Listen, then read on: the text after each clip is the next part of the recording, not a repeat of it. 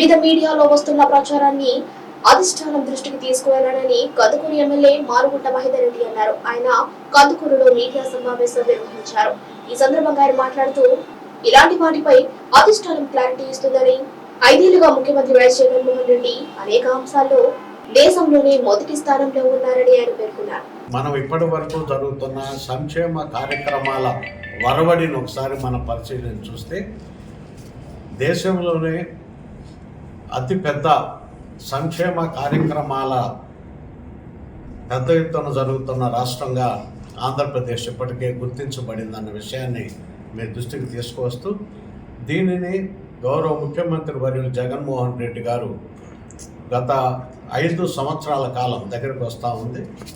ఎక్కడ ఈ సంక్షేమ రంగాన్ని కుంటుపడనీయకుండా తనదైన శైలిలో చెప్పిన మాట ప్రకారం ఇచ్చిన హామీల్లో 98% నెరవేరుస్తూ ఈరోజు ప్రజలకు అందిస్తున్న విషయాన్ని మీ దృష్టికి మరోసారి తీసుకొస్తున్నాం. అవ్వదాతలకు ఇస్తున్న పెన్షన్ కార్యక్రమం కానివ్వండి, ఇదేదో ఆషామాషా కార్యక్రమం కాదు.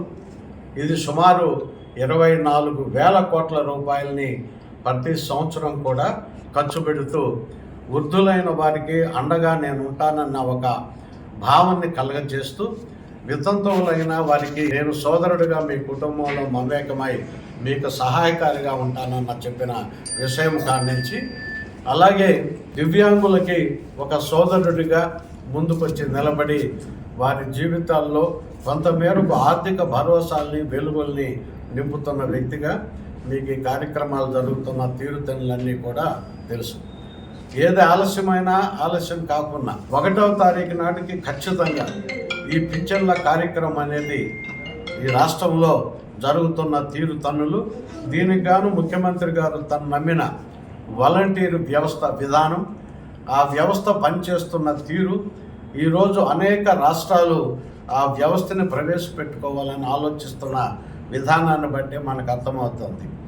అలాగే గతంతో పోల్చుకున్నప్పుడు సంక్షేమ కార్యక్రమాలని గతంలో చేస్తామని చెప్పి చేయలేకపోయిన విధానాలు, మరి ఈరోజు ఒక పక్క చెప్పిన కార్యక్రమాల కన్నా అదనంగా ఈ సంక్షేమ కార్యక్రమాలు అందిస్తున్న కార్యక్రమం సుమారు 2,30,000 కోట్ల రూపాయల పైచిలుకు ఇప్పటి వరకు కూడా వివిధ పథకాల ద్వారా అన్ని వర్గాల ప్రజానీక మా కుటుంబంలో ఉండే చదువుకుంటున్న బిడ్డల కాడి నుంచి, వ్యవసాయం చేస్తున్న సోదరుల కాడి నుంచి, చేతి వృత్తులు చేస్తున్న సోదరుల దగ్గర నుంచి ప్రతి ఒక్కరికి అండదండగా ఉంటూ ఈ కార్యక్రమాలు ముందుకు సాగుతున్నాయి. ఈరోజు ఈ రాష్ట్రంలో జరుగుతున్నది పేదవాడికి, ఆర్థికంగా బలమైన వారికి మధ్య జరుగుతున్న యుద్ధం.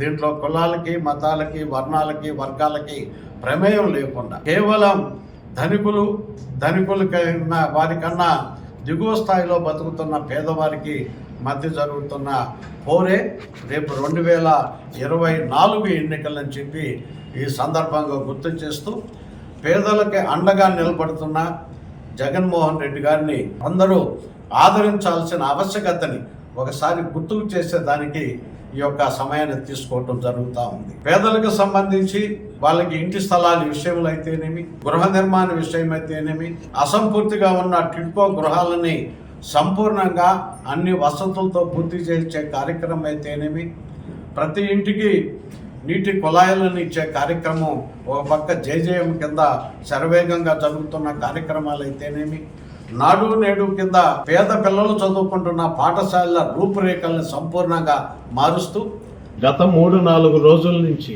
పార్టీలో కొన్ని మీడియాల్లో కొన్ని స్క్రోలింగ్స్ వస్తూ ఉండే, రకరకాల స్క్రోలింగ్స్. ఇవన్నీ కూడా పార్టీ యొక్క దృష్టికి ఇవన్నీ ఉన్నాయి. వాళ్ళు సరైన సమయంలో దాని మీద సరియగు చర్య తీసుకుంటారు. కొంతమంది ఫోటోలు పాతవి అంటున్నారు, కొంతమంది మన కలిసినవి అంటున్నారు. ఏ రాజకీయ పార్టీలైనా ఆశావహులు ఉండటం అనేది సర్వసాధారణం. గతంలో అనేక పార్టీల్లో చూసాం, నేషనల్ పార్టీల్లో చూశాను, రీజనల్ పార్టీల్లో కూడా చూస్తున్నాం. అడగటంలో తప్పు లేదు. అడిగిన వారి యొక్క వ్యవహార శైలి కానీ, వారికి సంబంధించిన బయోడేటాని పార్టీ పూర్తిగా పరిశీలించి వారికి సముచితమైన నిర్ణయాన్ని వాళ్ళు తీసుకో. దాంట్లో ఏమి తప్పు ఉందని నేను భావించడం. కాకపోతే పార్టీ ఇప్పుడు ఫైనలైజ్ అయినవన్నీ ప్రకటిస్తున్నారు. ఆ ప్రకటించే కార్యక్రమం కాకుండా అధికారికమైన ప్రకటన లేకుండా మధ్యలో వచ్చే విషయాలన్నీ కూడా మనం వాటిని సీరియస్గా పరిగణించాల్సిన అవసరం ఉంది.